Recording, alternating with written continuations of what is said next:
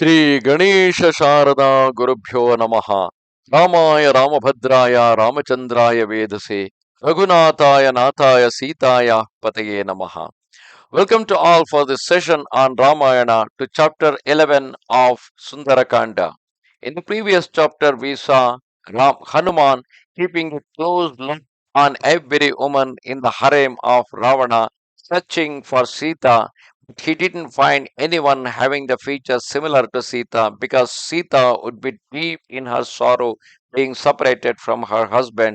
But there in the harem of Ravana, every lady was already drunk fully and she was falling asleep, adorned with so many ornaments and precious clothes. Then, on one side, by the little away from Ravana's bed, on a large bed, he saw a woman sleeping, slender with exquisite beauty, and he confused that she may be Sita. And for a moment, he rejoiced it. Then he realized that a woman like Sita, being separated from Rama, she cannot sleep so soundly in such a sound manner. Then that mighty monkey dismissed this thought concerning Sita and began to reflect further.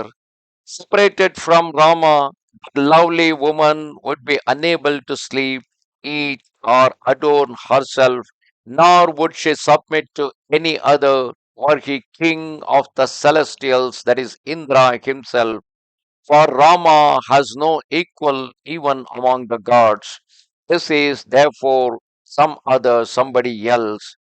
In this conviction, the foremost of monkeys began to search the banqueting hall anew, anxious to discover Sita. Leaning on their tambourines, drums, and chelikas, stretched on luxurious couches, all these women slept soundly, worn out with playing, singing, dancing, and drinking. And that leader of monkeys saw thousands of women beautifully adorned, some having fallen asleep discussing each other's charms, some debating the art of singing, some skilled in discerning time and place, discoursing on circumstance, some given over to merriment, and elsewhere also he observed beautiful and youthful women who had fallen asleep. They are talking of beauty or full of perspicacity, deciding what was opportune. And in their midst, that came Lord of Titans resembled a bull in a spacious stall, surrounded by graceful women, encircled by those women. That king of the Titans looked like a mighty tusker accompanied by female elephants in the forest. In the abode of that powerful Titan king, that lion among monkeys, such the banqueting hall throughout, furnished with every desirable object, and he beheld the flesh of buffalo, deer, and bear in separate dishes, together with peacock and fowl on golden platters that had not been broached, and porcupine, deer, and peacocks seasoned with curds and sochal salt, and goats, liverets, and fish half consumed with portions of dressed venison and sauces.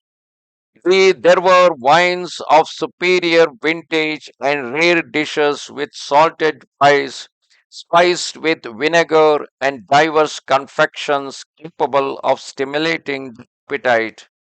Costly bracelets and anklets were scattered here and there, and fruits were arranged in small dishes, while flowers were spread about, lending the whole floor an air of splendor.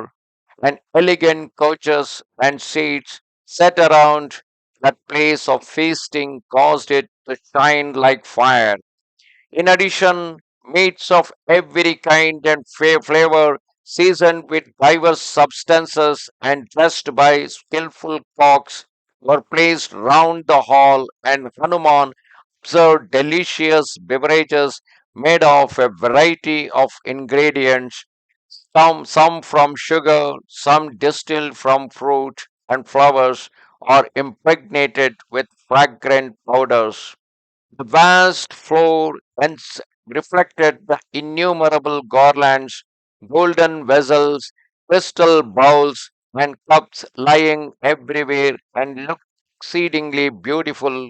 That mighty monkey saw golden wine jars studded with gems, some of which were fully full of wine, some half full, and some wholly drained.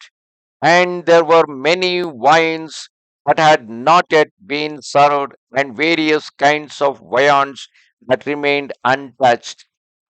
Elsewhere, he saw many couches that were unoccupied, and some where women of unsurpassed beauty slept, clasping each other's in their arms. One of their youthful women had forcibly possessed herself of another's quilt, and wrapping herself therein had fallen asleep. The gentle breathing of these women barely stirred their attire or the garlands that adorned them, but caressed them as it were, and a gentle breeze, laden with the odor of sandal and sweet tasting sidhu, with the diverse floral wreaths and flowers, perfumed bark, prepared for oblations and incense, spread over the aerial car. And in that residence of the Titans, there were women of incomparable beauty, some dark skinned, some the color of Kanchana gold, and who, overcome by slumber and worn out with dalliance, resembled sleeping lotuses. Thus, that mighty monkey searched every quarter of Ravana's private apartments without seeing Janaki anywhere, and having scanned the faces of all these women, he was filled with apprehension, fearing lest he had failed in his purpose. Then he reflected, beholding the wife of another while she is sleeping is undoubtedly an infringement of the moral law, because he himself, being a celibate, watching somebody's wife in that state of sleeping is certainly an infringement of the moral law. Verily, to look on another's wife was never my intention. Here I have seen one who has lusted after the wives of others, that is Ravana himself. Then another thought came to that sagacious monkey, single mindedly bent on the execution of his duty. All these consorts of Ravana have been beheld by me without their knowledge. Yet I find no fluctuation in the tenor of my mind.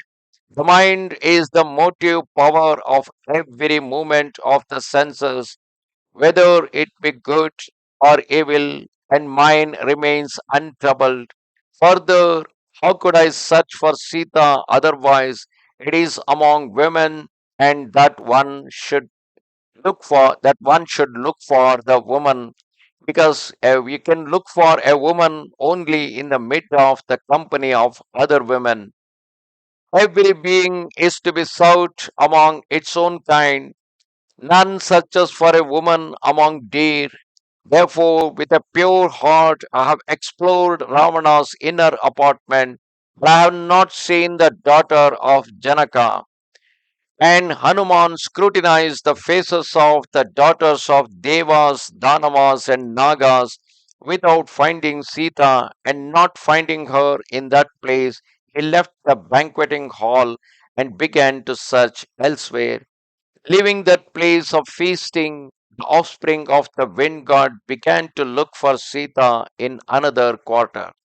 Thus ended chapter 11 of Sundara Kanda in Ramayana.